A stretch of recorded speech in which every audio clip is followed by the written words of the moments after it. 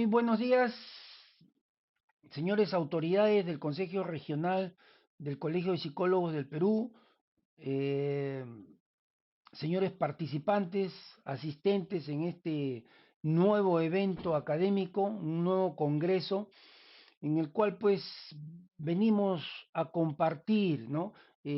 Conocimientos, nueva información que está predominando hoy en día en la comunidad psicológica, ¿no? Y más aún pues en esta situación crítica, ¿no? En lo que respecta a la salud, no solamente nacional, sino también internacional y donde se ha visto afectado notablemente, ¿no? El deporte en general, no solamente el deporte peruano, sino el deporte mundial, ¿no? Entonces, sin duda alguna, estamos viviendo una serie de cambios y tenemos que también, ¿no? Adaptarnos a los cambios y responder a dichos cambios de la mejor manera. Es decir, ¿no? En forma ecuánime, ¿no? Aceptando lo que podemos cambiar y aceptando también lo que no podemos cambiar. Pero sin duda alguna hay que tomar pues las medidas que las autoridades, tanto nacionales como internacionales, vienen enfatizando, recomendando permanentemente. Entonces, señores asistentes, señores autoridades del Colegio Regional de Psicólogos del Perú, permítanme iniciar pues mi ponencia, ¿no? Con el titular de la preparación psicológica del deportista. Entonces, a continuación, vamos a ir exponiendo una serie de PPTs o diapositivas para que ustedes, digamos, entren en contacto visual con lo que yo también les estoy transmitiendo. Entonces, haciendo una introducción en la primera diapositiva, ¿no? El psicólogo moderno, ¿no? Digamos, es un agente nuevo, un agente de cambio en el contexto deportivo, ¿no? En nuestro Perú todavía, digamos, no aceptamos plenamente la participación de los colegas psicólogos en el deporte.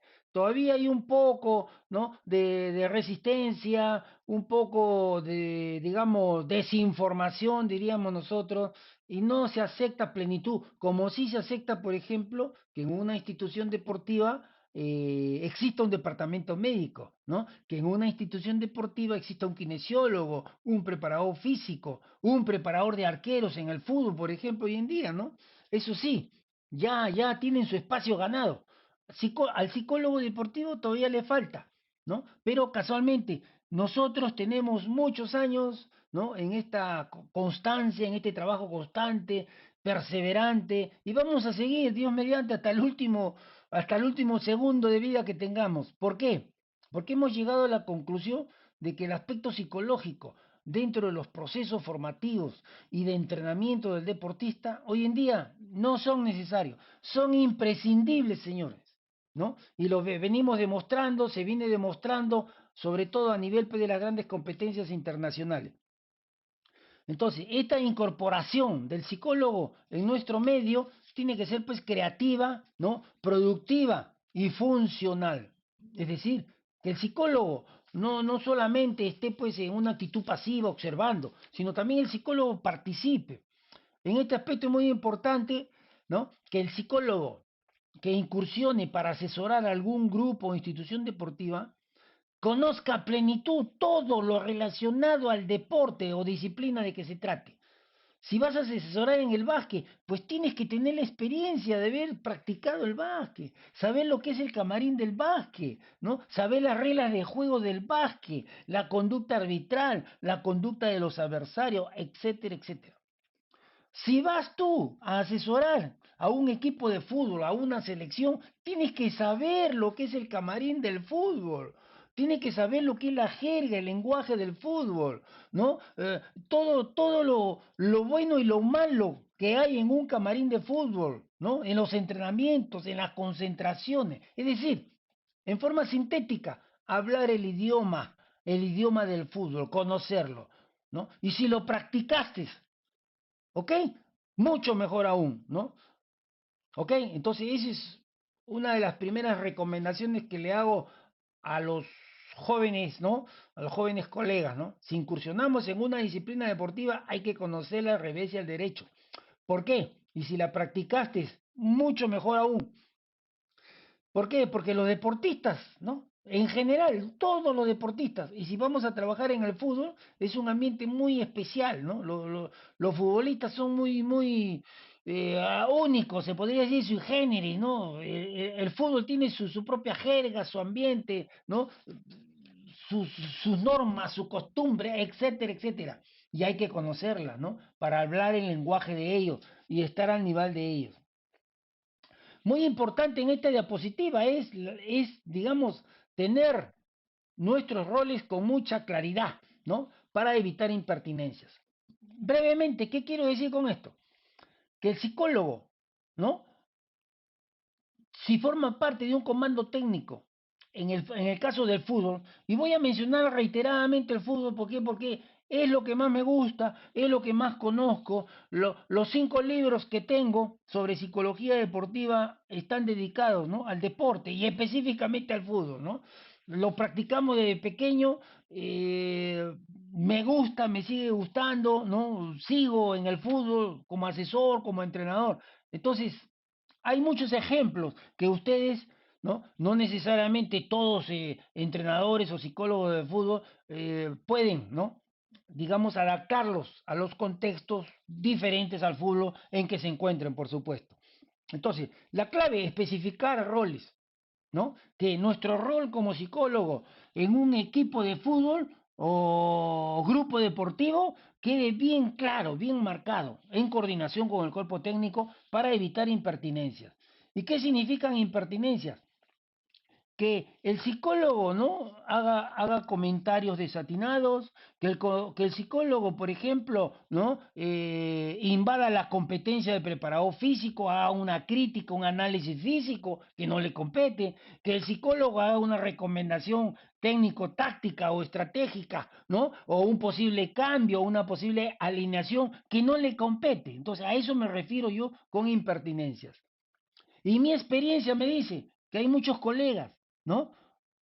Que incursionaron en el fútbol sin la experiencia, sin conocer el camarín y cometieron impertinencias, ¿correcto? Impertinencias, ¿no? Con declaraciones desafortunadas, fuera de contexto, ¿no? Con declaraciones o recomendaciones impertinentes, ¿no? Y desgraciadamente, pues, no solamente se cerraron las puertas para ellos, sino para los demás colegas. ¿Ok? Entonces, en ese aspecto tenemos que tener mucho cuidado. Entonces, nuestra intervención como psicólogos, ¿ok? Tiene que ser efectiva, productiva, ¿no? Y superar, como mencionamos acá en la siguiente diapositiva, ¿no? Intervención psicológica, tenemos que superar lo tradicional. Es decir, el psicólogo no solamente tiene que intervenir para remediar terapéuticamente, apagar incendios, conflictos, no. Hoy en día la psicología está, digamos, como la medicina, eminentemente preventiva. Hay que prevenir las posibles, ¿no? Conductas desafortunadas, las posibles malas actuaciones de nuestros deportistas, ¿no? Los posibles conflictos entre técnico, entrenador, entre jugadores, dirigencia, periodismo. Hay que prevenir. ¿Y cómo prevenimos? Preparando psicológicamente al deportista. ¿Correcto? ¿No? Porque así conforme se prepara al futbolista para que dure los 90 minutos de un partido oficial, también, ¿no? Hay que prepararlo psicológicamente con el aprendizaje, desarrollo y potenciación de todo un conjunto de habilidades, habilidades psicológicas o psicosociales, ¿no? Que le van a permitir adaptarse, ¿no? Al contexto deportivo, le van a permitir, ¿no? Adaptarse a las presiones y exigencias de resultado, a los gritos, la crítica, los insultos de la tribuna, los males arbitrajes, la provocación de los rivales, porque dentro de una cancha de fútbol, oiga, se dan una serie de cosas que el público, la prensa no escucha, no se entera. ¿Ok? Entonces hay una serie de situaciones en pleno contexto, en plena competencia deportiva, que se necesita, ¿no?, del aprendizaje y aplicación de habilidades psicológicas para superarlas en ese instante y no atenten contra tu rendimiento, te desconcentren, ¿no?, y actúes, en este caso, ¿no?, en forma negativa, antideportivamente. Por ejemplo, comienza el partido, ¿no? Y nosotros tenemos, por ejemplo, en el medio campo a un gran jugador, el armador del equipo. Pero comienza el partido y el rival, ¿no?, comenzando el partido, le hace un foul descarado, que lógicamente le duele, ¿no? Un foul, una patada, pero esa ya para quebrarlo. Sucede en el fútbol, señores, ¿no? Y a veces esas jugadas, esas tácticas son de camarín con el técnico. Entonces, el futbolista, por muy bueno que sea, si no está preparado mentalmente, ¿no?, para tolerar el dolor, para tolerar la frustración, si está preparado mentalmente de tal manera que se controle ante tal provocación, ante tal conducta antideportiva, ¿no? Ante tanta malicia en esa acción deportiva del rival, si no se controla, no regula, ¿no?, su conducta, es decir, no se le enseñó habilidades psicológicas, ¿no?, de autocontrol e inteligencia emocional, por ejemplo, para superar la adversidad, para superar la agresión, la maldad del rival. Si no se le enseñó eso, que es la esencia de la preparación psicológica, si no le enseñó, es muy probable que ese deportista, ¿no?, reaccione. ¿Por qué? Porque de repente el árbitro ni vio la jugada, ni vio la agresión. Entonces es muy probable que ante la ausencia o carencia de la habilidad psicológica, de inteligencia emocional o autocontrol emocional, ¿no es cierto?, él regule su conducta, espere, haga una pausa mental, procese su reacción y espere una oportunidad, ¿no es cierto?, que el fútbol, el desarrollo del partido le va a ofrecer. Espera la oportunidad y ahí le hace sentir quién es él, ¿no? ¿No? ¿No? Entrándole en una jugada fuerte para que sienta también que usted sabe jugar al fútbol, que usted, ¿no?, sabe manejarse ante la adversidad, ante la provocación, ¿no?, que usted supo controlarse, que usted fue inteligente emocionalmente y después le hizo sentir, ¿no? Como se dice en el argot deportivo, en la jerga del fútbol, ¿no? Usted le hizo pasar factura, que pagara su factura que cometió, ¿no?, con la falta antideportiva que le originó comenzando el partido. ¿Ok? Eso es en el caso que el chico tenga la habilidad psicológica, ¿no es cierto? Pero si no la tiene y el árbitro no reacciona brusca, groseramente, insultando, agrediendo al jugador, ¿no?, que le hizo la falta descarada, y el árbitro lo ve, el juez de línea lo ve, afuera, expulsado. ¿Ok? Entonces, todas esas cositas, todos esos factores son pues, ¿no?, imprescindibles y hacen necesaria pues, ¿no?, la preparación psicológica. ¿Por qué? Porque en una competencia deportiva se dan muchas cosas, aparecen muchas cosas que el público, la prensa, la dirigencia, los analistas no ven, no escuchan. ¿Ok? Solamente los participantes, los actores del espectáculo. Entonces, de ese punto de vista, nuestra intervención psicológica tiene que ser, ¿no?, superar lo tradicional, lo remedial, lo terapéutico, ¿no?, de ir a apagar incendios y no prevenir, ¿no? La modernidad nos obliga a un enfoque del cambio. El psicólogo tiene que llegar a cambios y realizar cambios funcionales, estructurales, ¿no?, para facilitar la máxima expresión del talento del deportista, ¿no?, el más alto nivel de rendimiento. ¿Por qué? Porque está demostrado que la preparación, la buena preparación de un deportista no solamente debe basarse, ¿no?, en el aspecto físico, en el aspecto técnico, táctico, estratégico, sino también en lo mental. Se podría decir, ¿no?, que los aspectos físicos, técnico, táctico y mental, ¿no?, son 4 aspectos, Y los 4 aspectos tienen su porcentaje, ¿no? de importancia, ¿no? Su gran porcentaje de decisión en el éxito o fracaso del deportista. Y a veces pesa más que la habilidad, ¿no? Que la estrategia, que la táctica, pesa más, por ejemplo, ¿no? La actitud del deportista. Y la actitud está dada, pues, por ¿no? el aspecto mental o psicológico en que se encuentren los deportistas. Entonces, continuamos con nuestra breve exposición y pasamos, ¿no? a la siguiente diapositiva, es decir, la preparación psicológica del deportista. ¿Qué cosa es?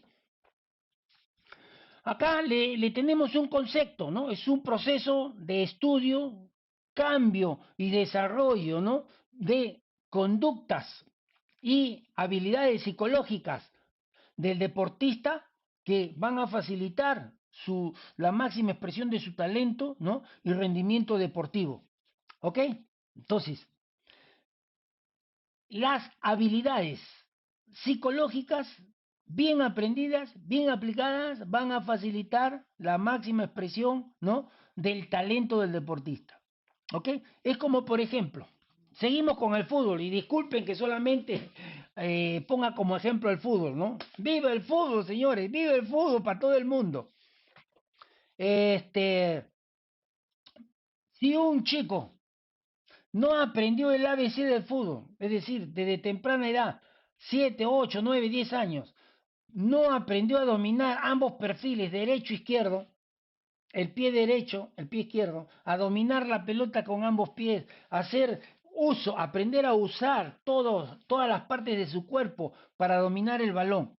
Es decir, no aprendió bien los fundamentos del fútbol, ¿ok? Va a tener dificultades, ¿ok? Va a seguir jugando al fútbol. Pero si ese chico con dificultades de aprendizaje de los fundamentos del fútbol, ¿no?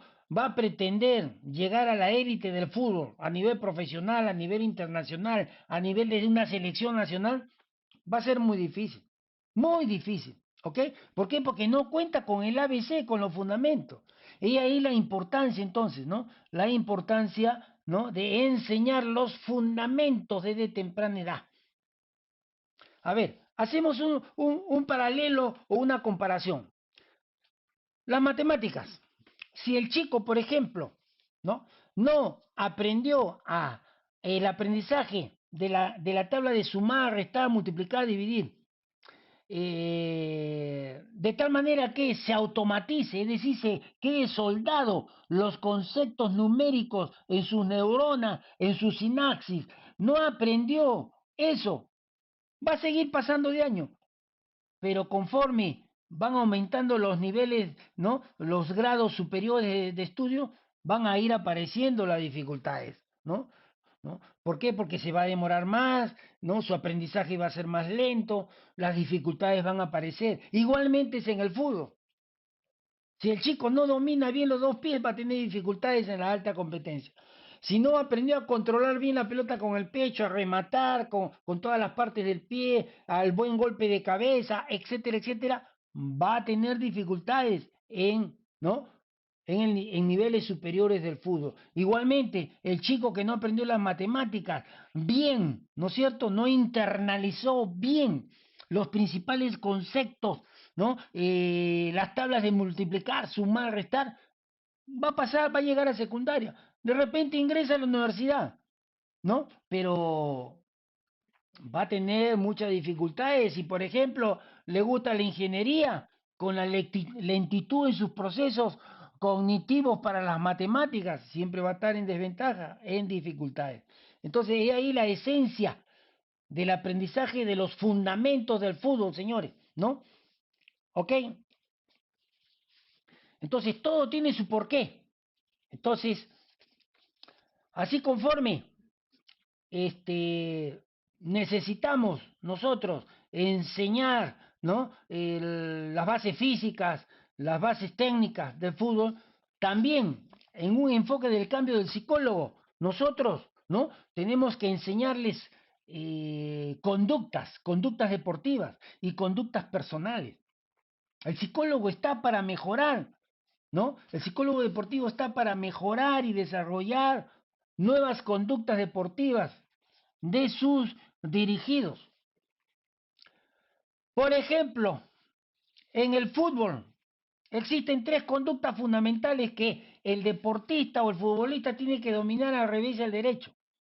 Igualmente, ¿no? Existen conductas deportivas específicas propias de las diferentes disciplinas, ¿no? El vóley tiene, por ejemplo, ¿no? Sus conductas defensivas, sus conductas de bloqueo, sus conductas de servicio, el básquet igual, el atletismo igual, la natación igual. Entonces, el psicólogo tiene que conocer esas conductas del deporte donde se encuentra. Entonces, si está en el fútbol, el psicólogo tiene que enseñarle, ¿no? En coordinación con el cuerpo técnico, conductas defensivas inteligentes, no conductas defensivas antideportivas, que van a hacer que ese defensa juegue al borde del reglamento y en cualquier momento lo expulsen. Ejemplo concreto, fútbol peruano, Zambrano. Equivocado, por cierto, ¿no? Una cosa es jugar fuerte, jugar con agresividad, y otra cosa es jugar con violencia, con maldad para hacer daño al deportista. Y casualmente, solo se ha excluido de la selección. No lo llaman, no lo convocan en estos partidos, ¿no? Que son decisivos para la selección peruana. ¿Por qué? Porque el comando técnico no confía, es un jugador expulsable, fácilmente expulsable, porque no le han enseñado bien los conceptos de las conductas defensivas. El buen defensor en el fútbol tiene que ser muy rápido mentalmente para anticipar, para bloquear, para interceptar la habilidad del rival. Y no necesita ser violento para ello, sino rápido mentalmente. Y eso sí, muy vivo, muy inteligente emocionalmente para controlarse, para regular sus impulsos ante una posible habilidad del rival. Por ejemplo, y me sucedió en mi experiencia de juvenil, ¿no? Jugando por la selección, me acuerdo de San Marcos contra la Universidad Técnica del Callao, en esos grandes campeonatos interuniversitarios. Yo jugaba de central y no conocía a los rivales. Y salí como defensa a anticipar con rapidez y fuerza, porque esa era mi característica. Y resulta que me encontré con un jugador muy hábil, ¿no? Y me hizo, como se dice en el argot deportivo, un túnel o una guacha, o un caño, como dicen, ¿no? Algunos extranjeros, cuidado con el caño, es decir, que te pasen la pelota entre las piernas. Entonces, ante esa situación, y el estadio de San Marcos, recuerdo, estaba lleno, ¿no? Y ante esa jugada, el público, las barras gritaban, ¿no? Ese grito de la tribuna me alteró mucho más todavía. ¿Y qué hice? Inmediatamente, al verme superado, apelé. No pelé el futbolista, no, apelé de apelar, ¿no? A la falta. Pero en ese entonces ya existían las tarjetas amarillas, la tarjeta roja. Entonces apelé a la falta porque ya se iba, ¿no? Me hizo el túnel, el caño ya se iba y lo enganché por atrás sin pelota. Conclusión, afuera expulsado. Miren ustedes esa experiencia. Y esa experiencia la tengo desde 1970, que habían los grandes torneos interuniversitarios. Hace 51 años, señores. Y todavía la tengo muy grabada. ¿Y por qué sucedió eso? Por descontrol emocional, por falta de habilidad emocional para controlarme, ¿no? En la adversidad, para controlarme ante la habilidad del rival. Y eso es lo que tiene que tener bien desarrollado un buen defensa, señores. Control e inteligencia emocional para regular tu agresividad. ¿Ok? Una gran experiencia que la tengo muy presente y siempre la expongo porque resulta muy didáctico. Entonces, conductas creativas. El psicólogo deportivo especializado tiene que generar, contribuir a que el jugador cree, al que el jugador ¿no? Invente, ¿no es cierto? Siempre, ¿no? A favor o para el equipo. Exprese todo su talento al más alto nivel, ¿no? En el caso, por ejemplo, de los volantes, los mediocampistas, ¿no? Al respecto, cómo no mencionar a un gran mediocampista del fútbol peruano que fuimos compañeros y me ayudó mucho, Carlos Puchito Oliva del Defensor Lima, extraordinario jugador, ¿no? Que siempre le escuchaba decir, ¿no? Antes de que te llegue la pelota a los pies, tú tienes que ver ya dónde la vas a dar, dónde la vas a pasar, tienes que ver el espacio para sorprender al rival. Miren qué inteligencia. Y en ese entonces, década del 60, no había asesoría psicológica, pero sí había la inteligencia deportiva de los grandes cracks, como en este caso estoy mencionando. Después, otro tipo de conductas, ¿no? Que tenemos que desarrollar, impulsar en el proceso de preparación psicológica del deportista. Tenemos las ofensivas, ¿ok? ¿Cómo preparar psicológicamente al más alto nivel a los delanteros, a nuestros delanteros? ¿No? Para que sean efectivos, hagan goles, estén en permanente contacto con la red del arco rival. Los grandes delanteros necesitan también, ¿no? Habilidades psicológicas. ¿Por qué? Porque permanentemente están sujetos a presiones, presión del gol, el estrés, la presión de los defensas, ¿no?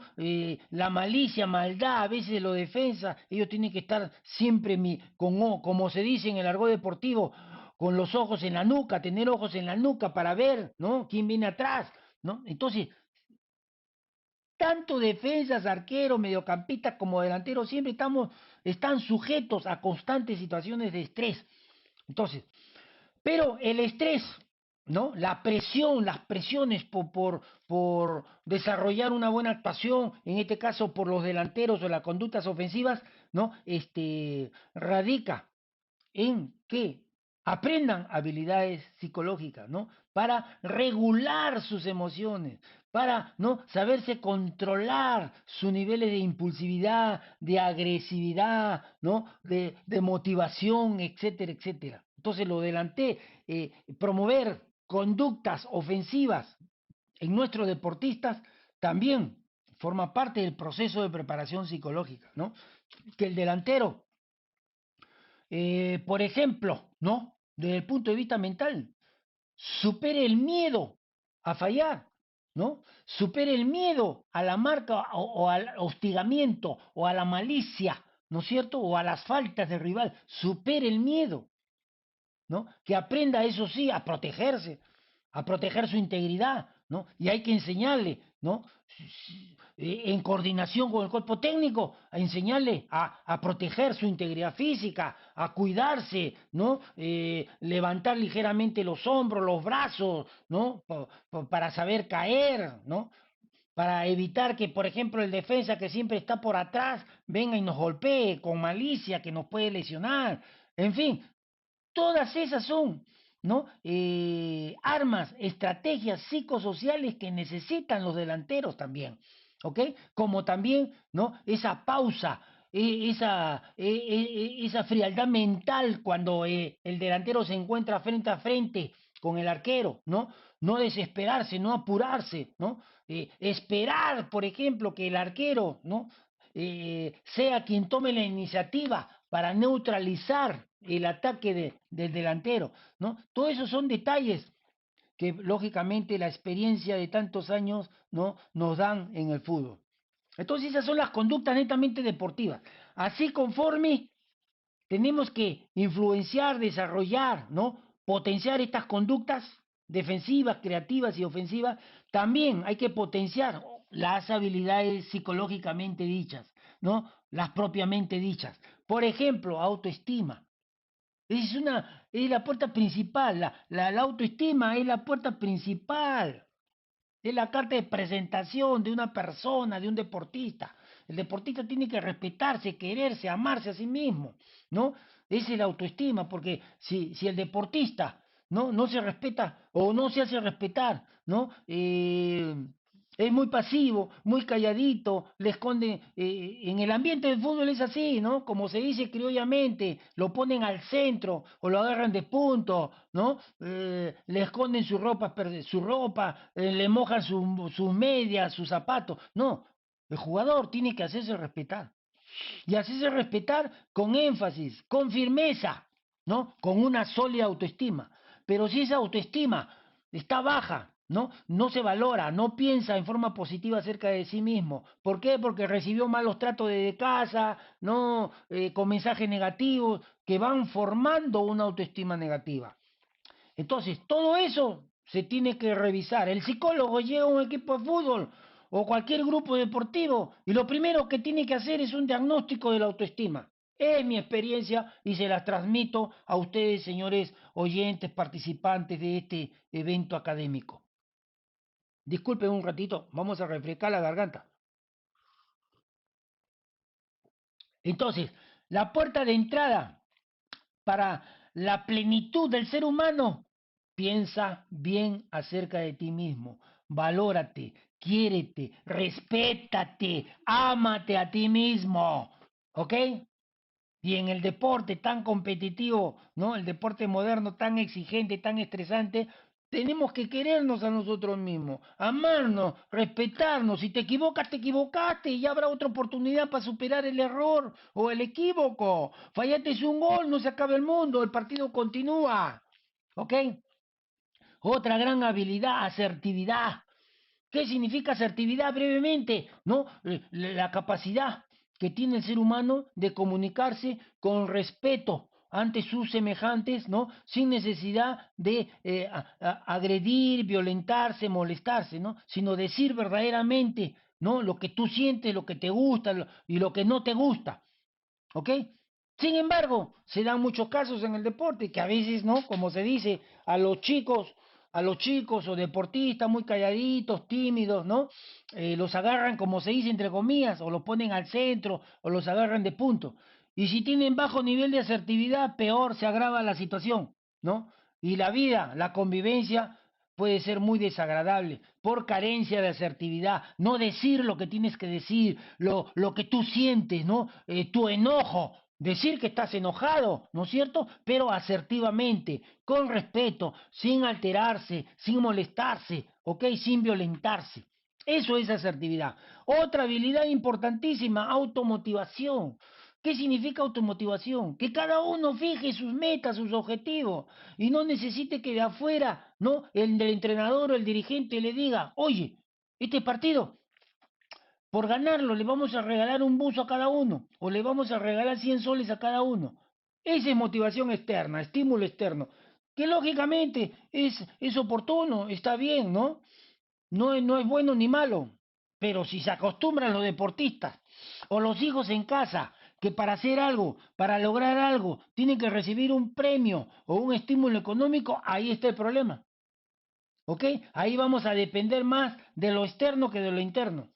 Y la mejor motivación es la automotivación. Cuando tú mismo trazas tus objetivos, tus metas, tus deseos, tus sueños, tú mismo.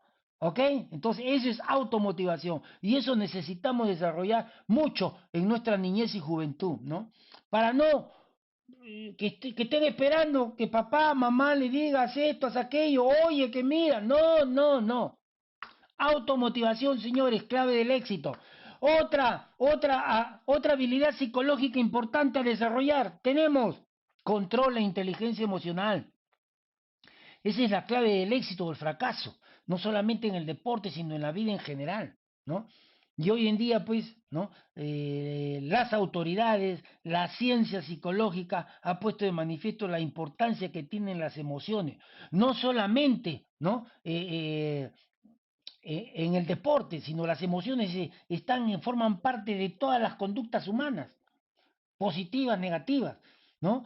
Forman parte de todo el quehacer del ser humano en todas sus actividades.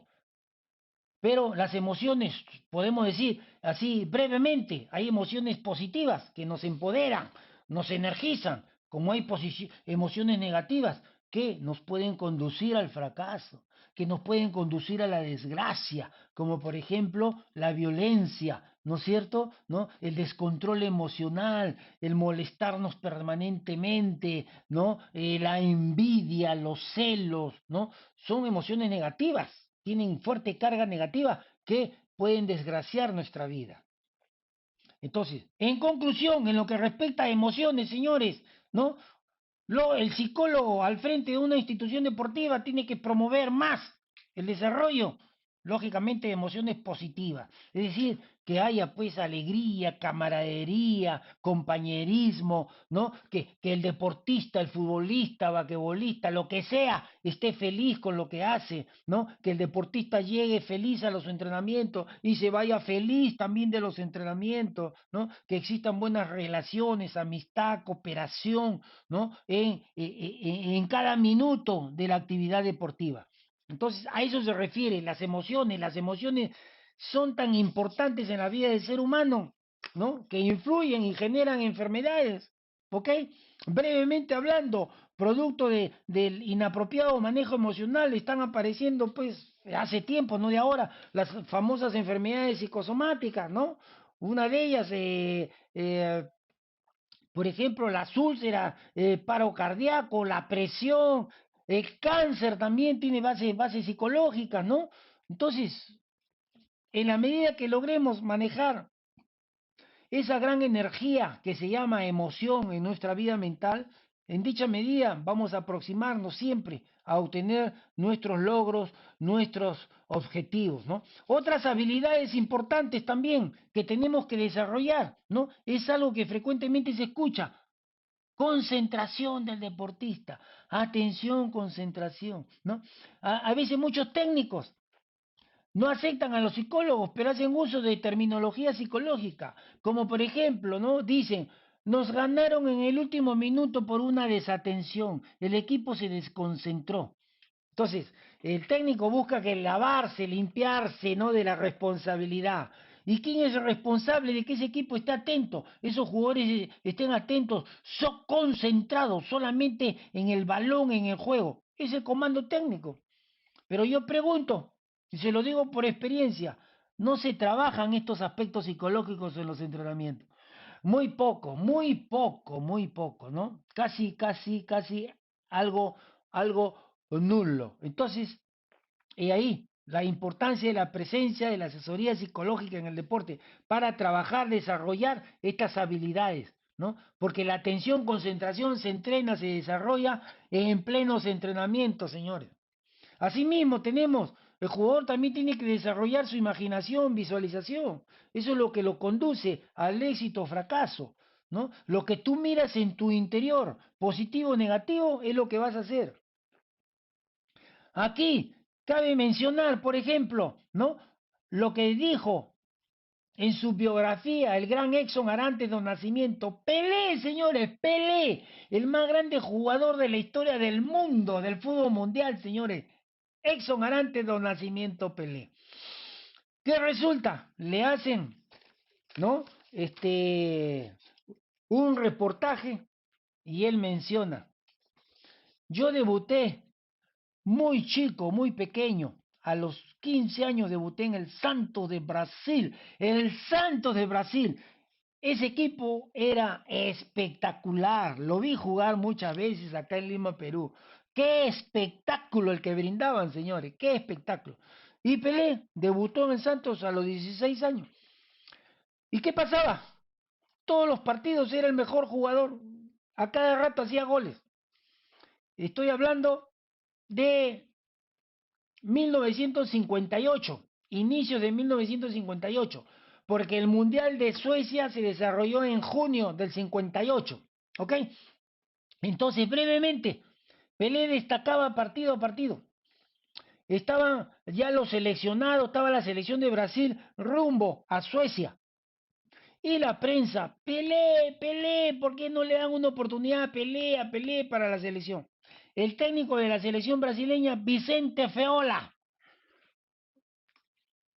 ante tanta presión y exigencia de la prensa, dirigentes y todo, bueno, fue a verlo a Pelé, lo empezó a ver, a evaluar y llegó a la conclusión de que era un fenómeno.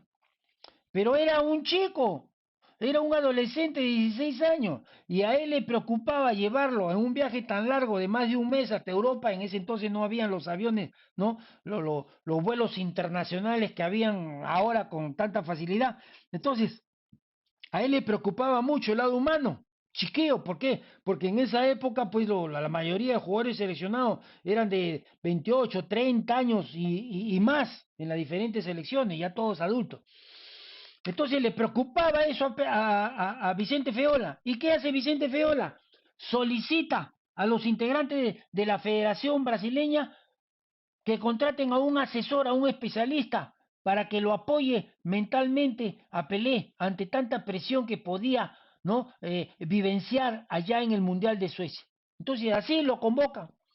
Llega Pelé a Suecia, sensación mundial Pelé, ¿no? Brasil brindando una de sus mejores campañas mundiales, obtiene su primer campeonato mundial en Suecia 58 y Pelé, Exo Zarante do Nacimiento, se constituye en la mejor figura, ¿no? En el mejor jugador del mundial a los 16 años, campeón mundial. Fue todo un acontecimiento tremendo. Y ahí comienza, ¿no? La participación del psicólogo en Sudamérica, gracias a, ¿no? A la visión que tuvo Vicente Feola, ¿no? Qué importante el apoyo mental desde temprana edad al jugador por las presiones.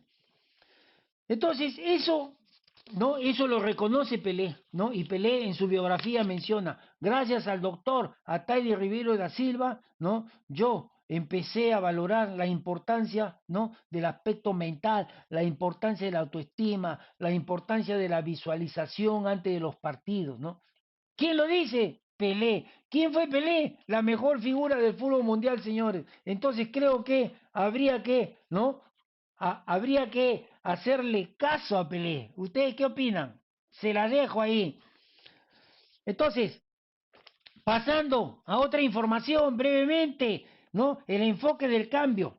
Entonces, el psicólogo al frente de un grupo deportivo tiene que llegar y lograr cambios. Cambios, si por ejemplo encuentran disciplina, pues que se disciplinen. ¿Ok? Así sí tiene presencia el psicólogo, porque el psicólogo llega y observa, observa conductas positivas y negativas, pues las negativas hay que eliminarlas, ¿no? Encuentra jugadores sin temperamento, pues que lo adquieran. Hay jugadores fríos, apáticos, que son técnicamente bien dotados, pero apáticos, ¿no? No vibran, no sienten el fútbol y el fútbol hay que sentirlo. Entonces el psicólogo, como se dice deportivamente, tiene que inyectar dosis apropiadas de temperamento para que viva, se emocione y lógicamente exprese un buen nivel en su talento deportivo, ¿no? Hay jugadores, por ejemplo, que no marcan, pues hay que enseñarles a marcar, hay que concientizarlos, que es importante, ¿no? La conducta deportiva, que es muy importante la conducta de marca, ¿no? En los deportistas. También, si no hace goles, que tiene que hacerlos, prepararlos, concientizarlos, ¿no es cierto? Que tengan mayor equilibrio, control emocional, como se dice en el mano a mano frente al arquero, no se desespere, no se torne ansioso por a veces por los momentos de sequía de goles, ¿no? Y jugadores que no defienden bien, que se desesperan, que cometen muchas faltas, que aprendan a defender para neutralizar siempre la posible superioridad del rival. ¿Qué más? Hay jugadores que discuten, reclaman, que no reclamen, que modifiquen esas conductas, que cambien. ¿Ok? Entonces, esas son pues las principales, ¿no? Enfoques de cambios, ¿no? Y lógicamente que trasciendan, ¿ok? Que trasciendan en sus capacidades, ¿no? Que trasciendan transformándolos, ¿no? Que logren, pues, digamos, expresar al más alto nivel valores, solidaridad con sus compañeros, otra mentalidad, ¿no? Y para lograr todo esto, los psicólogos recomendamos, ¿no? Fichas individuales de cada deportista para un mejor control, ¿no? Y llevar a cabo la secuencia del aprendizaje, desarrollo y en qué nivel están en el aprendizaje de sus habilidades psicológicas, ¿no? Y sobre todo, planificar, señores. El trabajo psicológico también se planifica, al igual que, ¿no? La preparación física, la preparación técnica, con tiempos determinados, etcétera, ¿no? No se puede improvisar, ¿ok? Ya la improvisación en el deporte moderno no tiene cabida. Entonces, en un enfoque moderno, aplicando la preparación psicológica del deportista, ¿no? Podemos llegar a la conclusión que la fórmula del éxito, el éxito total está en un buen funcionamiento mental, ¿no? Y un buen funcionamiento de nuestro sistema cardíaco, especialmente nuestras emociones, señores. Gran fórmula ganadora, como ponemos en esa diapositiva, ¿no? Entonces, el enfoque moderno del psicólogo en la preparación psicológica del deportista, ¿no? Está en analizar profundamente, ¿no? Los diferentes procesos mentales, ¿ok? Los deseos profundos, ¿no? De sus deportistas y transformarlos para que logren sus objetivos. Hay que superar, como ponemos en otra diapositiva, ese controlismo que existe, ¿no? Tan tradicional en países latinos como los nuestros, ¿no? El entrenador no tiene por qué estar cuidando a qué hora duermes, a qué hora descansa. Ya eso forma parte de la cultura de cada deportista, ¿ok? Las grandes potencias mundiales ni concentran a sus deportistas. Ellos ya saben, especialmente los de nivel de selección, ya saben lo que les compete hacer y no hacer. ¿No? Que cómo tienen que alimentarse, cómo tienen que descansar, cuántas horas tienen que descansar, etcétera, etcétera. Sin embargo, acá todavía seguimos, ¿no? Fomentando esa dependencia e inmadurez de nuestros deportistas, ¿no? El controlismo. Y como ponemos en esta diapositiva, hay que superar el controlismo, ¿no? El director técnico, el entrenador no es policía. No podemos estar cuidando como niños a nuestros deportistas. Entonces, señores, para concluir nuestra ponencia, ¿no? Una primera conclusión podemos llegar, ¿no? A la siguiente. La modernidad deportiva exige nuevos enfoques, definitivamente nuevos enfoques en los procesos formativos. Las potencias mundiales no descuidan sus semilleros, ¿no? Los cuidan, ¿no? Y están los mejores profesionales trabajando, formando, educando a sus semilleros, ¿ok? Tenemos que aprender mucho de las potencias mundiales. Acá, desgraciadamente, no valoramos el trabajo de menores. Nos guste o no nos guste, tengo que decir, esto es una realidad y la he vivido muchos años. Y tengo para contarle muchas anécdotas, cómo se trabaja en nuestra división de menores. Para otra oportunidad será porque el tiempo nos gana. Otra conclusión, no basta el talento, el nivel técnico, el nivel estratégico, si descuidamos la parte mental de nuestros deportistas, ¿ok? Y ojo, Perú acaba de ir recientemente a las Olimpiadas de Tokio. Conclusión, no hemos traído ninguna medalla, señores. Y casualmente, el rendimiento, el nivel de desarrollo deportivo de un país se ve, se observa, ¿no? En las competencias internacionales, ¿ok? En los éxitos, en los logros. Ahí se observa verdaderamente, ¿no? El nivel de desarrollo deportivo de un club, de una nación, etcétera, etcétera. Y finalmente, agradeciendo su atención, señores asistentes, a este evento, ¿no? Académico, psicológico. Permítame transmitirle que actualmente, ¿no? En lo que respecta a asesoría psicológica, viene dominando, enfatizándose en el enfoque sistémico, ¿no? De liderazgo deportivo. ¿Qué significa eso?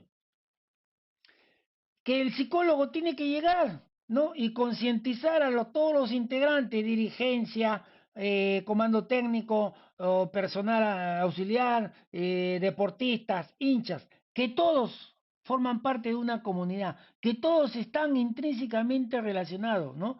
Que, por ejemplo, ¿no? Una decisión dirigencial va a influenciar, ¿no? En el rendimiento, en los resultados, en la conducta de los integrantes de toda la comunidad. Entonces, cada acción tiene, ¿no? Su reacción. Todo está intrínsecamente interrelacionado, ¿ok? Entonces, a manera de conclusión, señores, el deporte peruano, el fútbol peruano, para salir de donde está y que los logros sean sostenibles, ¿no? Es decir, permanentes, tenemos que mejorar nuestro liderazgo deportivo desde el más alto nivel de nuestras autoridades. Muchas gracias. Espero haberles transmitido algo de la poca experiencia que todavía uno sigue adquiriendo en el mundo del deporte. Muchas gracias y a cuidarse todos, ¿no? A cuidarnos de esta pandemia mundial, ¿ok?